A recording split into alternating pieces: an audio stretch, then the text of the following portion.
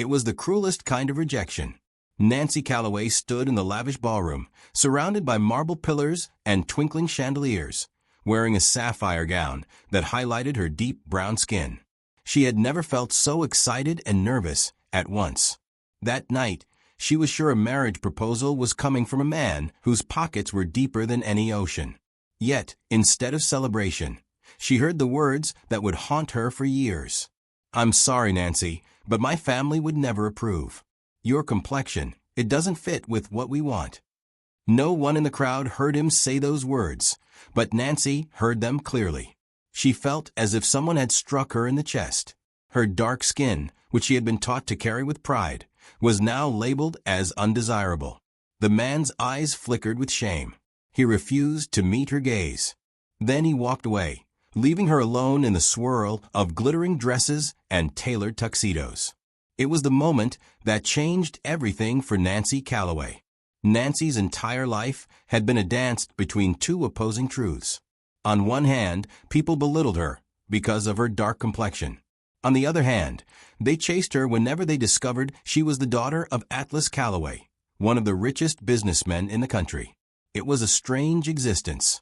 Some admired her only for the wealth they thought she could bring them. Others judged her skin tone, creating walls of prejudice. Growing up, Nancy could see the disappointment in her father's eyes whenever she expressed self-doubt. Atlas Calloway was a powerful man, known for investing in cutting-edge technology and for building major industries from the ground up. But he was also a father who felt helpless whenever Nancy returned home from social gatherings in tears. Nancy tried to push past the pain. She threw herself into her studies and discovered she had a brilliant mind for tech development. By the time she was 21, she had designed software to help small businesses streamline their operations. She did all this quietly, without seeking attention. Her father was proud, but Nancy wanted to succeed on her own. The humiliating rejection at the ballroom that night marked a turning point. She would no longer let others value or devalue her based on her looks or her father's bank account. She decided to test how people would treat her if they believed she was a nobody. That was when she created her second identity, Eclipse Valentine. Nancy used basic makeup techniques and wore modest clothes to hide herself. She applied for part-time jobs as a waitress in upscale restaurants and hotel lounges where she might observe people in fancy circles. In public, Eclipse Valentine spoke with a soft voice. She carried trays of champagne and hors d'oeuvres through glittering events, carefully watching how guests mingled, how they interacted with staff, and how they measured each other's status. Her first nights as Eclipse were awkward. She bumped into chairs and nearly spilled drinks because she was used to people stepping aside for her. She also noticed that many men ignored her or glanced at her only as a servant. But Nancy found odd comfort in the anonymity. As Eclipse, she was no one's wealthy target.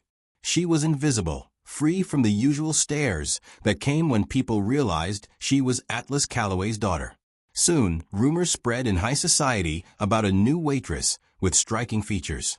Some people whispered that if you looked past her simple uniform, she was actually very elegant. Others speculated she might be the secret daughter of a count or a foreign royal. People love mysteries, and Eclipse Valentine became a small spark of intrigue. During one of these gatherings, a bustling charity gala organized by a famous fashion icon, Eclipse Valentine balanced a silver tray of champagne flutes while weaving through a glamorous crowd. The event was so packed with celebrities, politicians, and CEOs that she felt somewhat dizzy. She tried to stay focused on not dropping any glasses. Then she nearly collided with a tall man in a charcoal gray suit who seemed lost in the swirl of people. He reached out to steady her tray, his brown eyes filled with genuine concern. "I'm so sorry," he said, helping her keep the glasses from toppling. "I was looking for the architecture exhibit they promised, but I can't find it anywhere in this maze." Nancy offered a kind smile. "It's in the East Wing, past that corridor." She pointed with her free hand. "The sign is small and easy to miss." He nodded gratefully. "Thanks. I'm Andrew King, by the way." She was about to drop into the usual polite, distant nod, but something in his tone invited her to respond. "I'm Eclipse Valentine." A flicker of curiosity passed over his face. She wondered if the name sounded odd to him. But Andrew simply smiled. "Nice to meet you, Ms. Valentine. Thank you for the directions." Nancy expected him to walk away, like everyone else did. People rarely paused to chat with the waitstaff. But Andrew lingered. He looked around at the swirling throng of guests, then turned back to her. "Are you sure you're all right?" he asked. "You look a bit tired."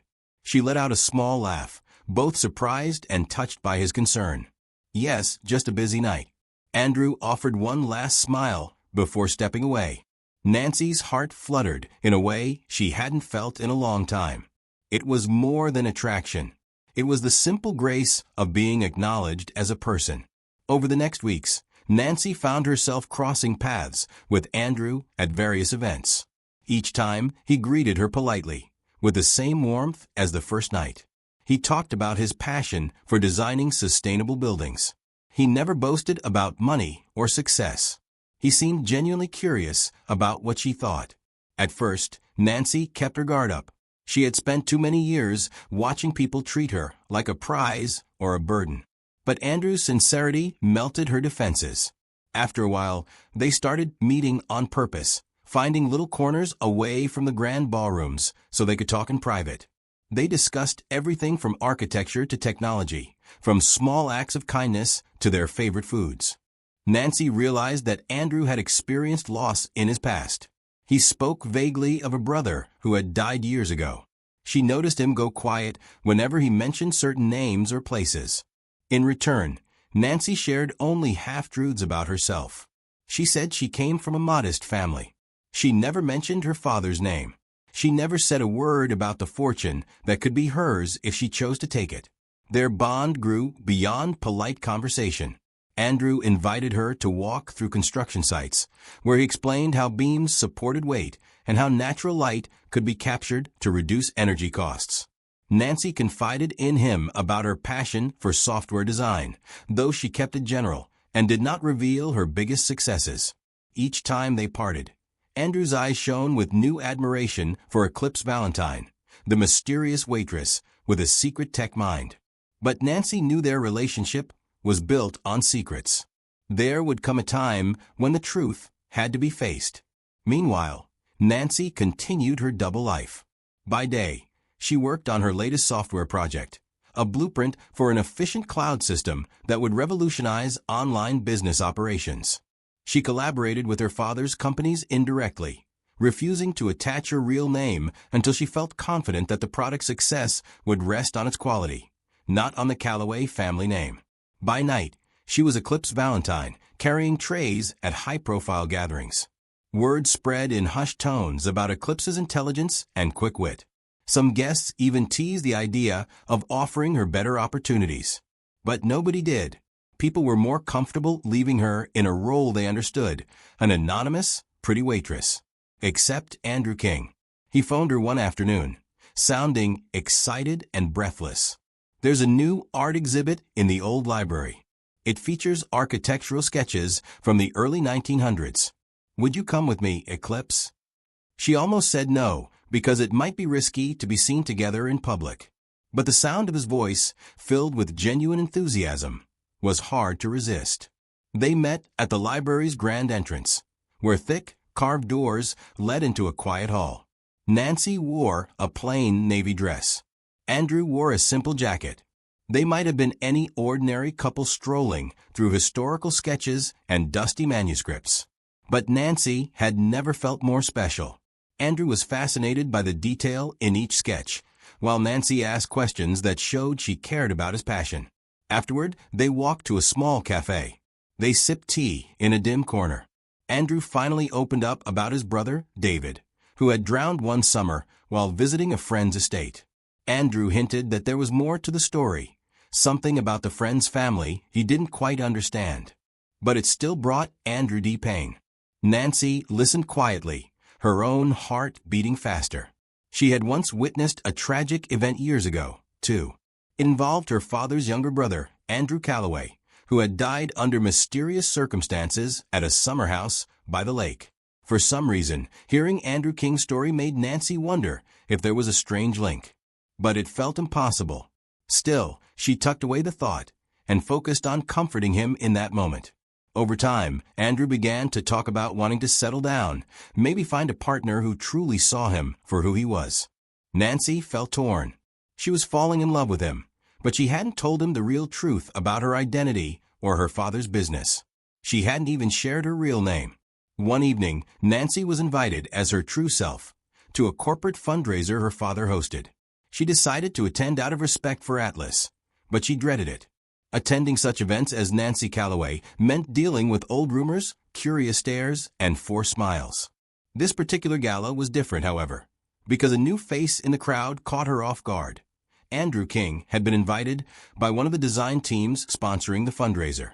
He didn't see Nancy at first. She wore a slim gold dress and had her hair styled in a way Eclipse Valentine would never wear. Nancy tried to avoid him. She worried he might recognize her, but at the same time, a small part of her wanted him to realize who she was. She didn't need to worry. Andrew was busy talking to an older man with silver hair. Nancy's heart stopped when she recognized the man. It was the same wealthy figure who once rejected her in that ballroom for her dark complexion. He was telling Andrew about women from a certain background who were not fit for high-class families. Andrew's jaw tightened. He didn't seem to agree. Nancy felt a rush of anger and pain. She turned to leave, but as she made her way toward the exit, she heard Andrew call out to the crowd, "Why does money matter so much? All I need is someone genuine who cares about me as a person." Her heart pounded. Perhaps Andrew wouldn't reject her for her complexion or her secret wealth. But she was still afraid. The moment was too raw. Late that night, Nancy laid awake, staring at her ceiling. She had built a fortress of secrecy around herself, but she knew it would all crumble soon. Andrew deserved the truth. She was also worried about her father's reaction. Atlas had always wanted her to find someone who accepted her. Still, Nancy worried that Andrew would feel betrayed when he learned Eclipse Valentine was really Nancy Calloway. While Nancy wrestled with this dilemma, a bigger storm was brewing behind the scenes. The man who once rejected Nancy, Bryson Cole, had discovered that the waitress named Eclipse was oddly familiar. He began to ask questions among hotel staff, bribing them for any details. He sensed that the quiet waitress might be close to Andrew King, and he also remembered how Nancy Calloway had looked at him with hurt in her eyes all those years ago. Something in the back of his mind suspected a connection. Meanwhile, Andrew received an unexpected letter from a law firm representing the Calloway estate. The letter requested that Andrew attend a meeting about some property rights concerning a summer house by the lake, the same place where Andrew King's brother, David, had died. Andrew was puzzled. He had no idea the house belonged to the Calloway family, Nancy's family. At the meeting, Andrew met Atlas Calloway face to face for the first time. Atlas was polite but guarded, explaining that his late brother, Andrew Calloway, had once hosted a few friends at that lake house many years before. Something tragic had happened, resulting in 2 deaths, Andrew Calloway himself and a visiting teenager named David King. Andrew's eyes widened in shock. "David King was my brother," he said, his voice trembling. "He died when he was just 16. The details have always been murky." Atlas's expression softened. "My brother Andrew died in that accident as well. I'm sorry for your loss. We found out the property deeds are intertwined with the King family because of a partnership my father had with your grandfather. That's why we contacted you. We want to make sure there's no legal confusion." Shaken and confused, Andrew thanked Atlas and left. He couldn't understand how the families were so closely linked by tragedy. His mind kept going back to Eclipse Valentine, her warmth, her wisdom, the feeling she gave him. He wished he could talk to her now. That evening in a small cafe, Nancy appeared to Andrew as Eclipse Valentine. She had just learned about the meeting from her father. She wanted to comfort Andrew and finally reveal her truth. He looked at her with sorrow in his eyes. "There's something I need to tell you," Andrew began, taking her hand. "My brother died at a Calloway family estate. Meeting Atlas Calloway today, it stirred up a lot of memories. I can't help wondering what really happened that summer." Nancy felt her chest tighten. "I was there," she whispered. "At that lake house. I was very young, but I remember a terrible day. My Uncle Andrew drowned after trying to save a teenage boy, your brother. I'm not sure how the accident began, but the grown-ups said your brother was caught in the deep part of the lake." Tears filled Andrew's eyes. "Thank you for telling me. I've always felt that something was left unsaid. My parents never got over it." Nancy swallowed hard. Now was the time to come clean. "Andrew, there's more. I'm not really Eclipse Valentine. My real name is Nancy Calloway. Atlas is my father." Andrew stared, stunned. The words hovered in the air. Nancy had braced herself for anger or betrayal. But Andrew's face softened. He looked at her, seeing the same kind eyes he had grown to admire. "You're Nancy Calloway?" he asked. "The Nancy Calloway, the one who built amazing software and is rumored to be the next big tech pioneer? Why didn't you tell me?" Nancy explained everything. Her fear of being judged, her past experiences with men who saw her only as a ticket to fortune or who shamed her for her skin color. Andrew listened quietly. At last, he let out a long breath. "I wish you'd told me sooner," he said gently, "but I understand why you felt you had to hide." For a few moments, they simply held hands. Relief surged through Nancy. She felt hopeful, but she also worried about the next steps. Would Andrew be okay with the swirling social pressures that came with dating a Calloway? They got their answer sooner than expected. The next week, Bryson Cole spread rumors in high society that Andrew King was dating the secret daughter of the Calloway empire, who was pretending to be a waitress. He twisted the story, implying that Nancy was playing a malicious trick on unsuspecting guests. There was gossip about how Andrew was using Nancy for her money. Others sneered that Nancy was desperate for attention after being rejected in the past. Andrew and Nancy tried to keep calm, but the rumors stung. They had always known that their relationship would be tested by the world. Still, they found strength in each other's honesty. Andrew told Nancy, "I care about you, not your father's money. I only need you to believe that." She squeezed his hand, a tear rolling down her cheek. "I do believe it. I believe in us." The real test came when Andrew and Nancy were both invited to a major tech conference at a grand convention center. Nancy had decided to publicly debut her newest software. Andrew would present his architectural designs for green buildings. Their hope was that, by standing side by side, they could show the world who they truly were. The day of conference, the large hall buzzed with photographers and reporters. Nancy stepped onto the stage wearing a confident smile. Cameras flashed, capturing her dark complexion that glowed with pride and her poise that spoke of brilliance.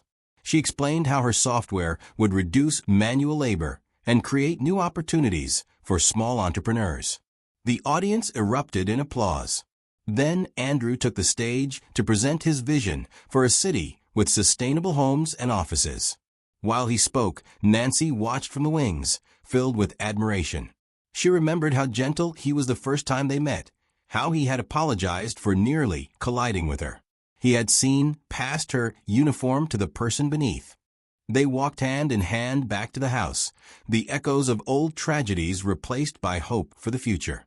Outside, the sun began to set, bathing the world in soft orange light. They had come full circle, from secrets and misunderstandings to honesty and love. That evening, as they drove away from the lake, Nancy looked at Andrew with gratitude. She had once been denied marriage by a wealthy suitor who couldn't see beyond her skin color. Now, she was with a man who saw her entire heart, and she had become even wealthier than the man who had rejected her. Yet none of that mattered to Andrew. He only cared that she was Nancy, the woman who had touched his soul. By the time they reached the city, the stars began to appear in the sky. Nancy thought of her old alias, Eclipse Valentine. She realized she no longer needed to hide. Eclipse had served her purpose, allowing Nancy to find someone genuine. But now Nancy was free to live openly and proudly as herself. Their wedding was small and intimate, far from the bright lights and gossip columns. Close friends and family attended. Atlas Calloway walked Nancy down the aisle with tears in his eyes.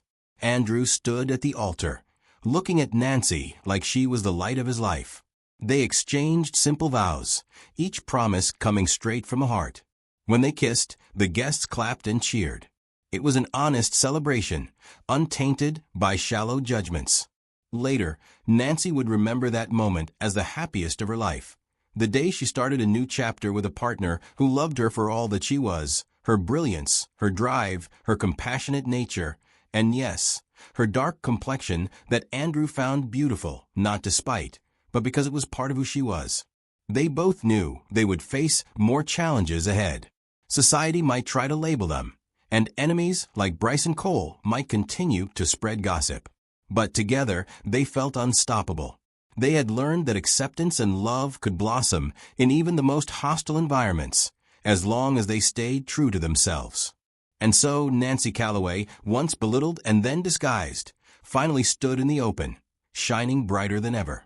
She led the town's tech revolution, launched scholarship programs, and lifted others who felt out of place. Andrew King designed homes, schools, and libraries that proved buildings could be both beautiful and respectful of nature. They supported each other's work, building a shared vision of the future. In the end, what started as a heartbreaking rejection turned into a journey of self-discovery and unity. Nancy had grown from a timid soul locked behind prejudice into a confident leader who could look the world in the eye. Andrew had found a partner who understood his sorrows, yet shared his dreams. Together, they showed that real love sees past complexions, fortunes, and the ghosts of the past, forging a bond that no amount of prejudice could tear apart. And that was how Nancy Calloway, once denied a proposal because of her dark skin, became the richest tech lady in town and the happiest bride, proving that self-worth and love triumph when we dare to be true to ourselves.